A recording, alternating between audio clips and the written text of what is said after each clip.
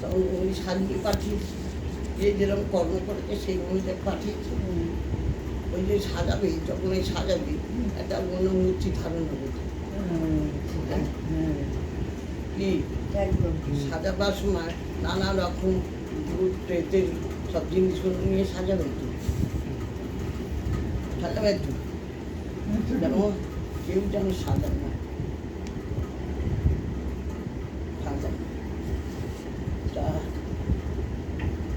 বিয়ে করে দিলাম, বিয়ে করে গেলাম, সব দেখতে এসছি, করে এসছি, দেখতে এসছি।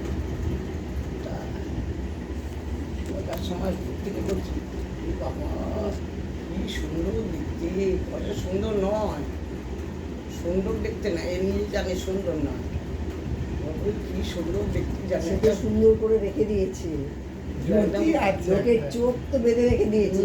সবাই দেখছে বিয়ের দিনও সবাই তো সাজিনি অত বিয়ে সবার সবার চোখ তো বেঁধে রেখে দিয়েছে।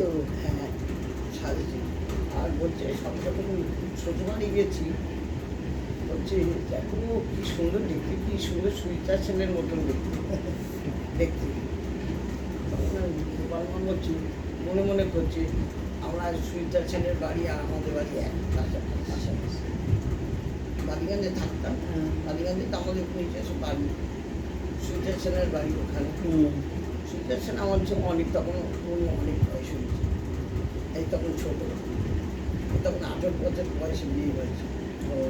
তা যে কিন্তু একটা সুইতা সেনের মতন দেখতে সবাই একটা, আর তখন আমি তো জানি সব পাশের মধ্যে থাকতো, সত্যি ওটি অপূর্ব সুন্দর, সুইতা সেন অপূর্ব সুন্দর। হ্যাঁ খুব সুন্দর তো, খুব সুন্দর দেখতে মেয়ে, আর খুব ভদ্র, এটা সুন্দরী, কিন্তু তার এইটা পোশাক কত সুন্দর, এত বড় বড় হাতার এই গলা জামা পরতো, তার অপূর্ব সুন্দরী, ওদের জন্য সুইতা সেনের মতন দেখি।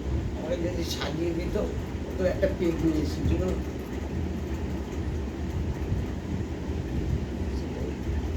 তখনই মনে হচ্ছে ওরা তো জানে না যে আমাদের বাড়ির কাছে সুইতা সেনের বাড়ি, মধ্যিখানে রাস্তা, এই পাশটা আমাদের বাড়ি ছিল, এই পাশটা সুইতা সেনের বাড়ি। আমি মৃত দেখা করছি, মৃত মানে যখন বেরোতো দেখতে পেতাম, তখন থাকতাম শুটিং যেতে, তা আমরা দেখতাম শুটিংয়ে যেত। আর সরস্বতী পুজোর দিনে সমস্ত আর্টিস্টরা ওদের বাড়িতে যেত, আর আমরা সব বন্ধুরা ওর বাড়ির কাছে সব থাকতাম। প্রথম ফোন আসবে ছুটে যাত বড় আর্টিস্ট যাবো, বিরাট বড় গাড়ি করে ওর বাড়িতে যেত, ওর বাড়ি খাওয়া দাওয়া সরস্বতী পুজো, এখানে আমরা সব দিন দেখতাম। তখন আমরা একদিন ছোটো ছোটো ছিল। আজকে এসছি আবার মায়ের কাছে,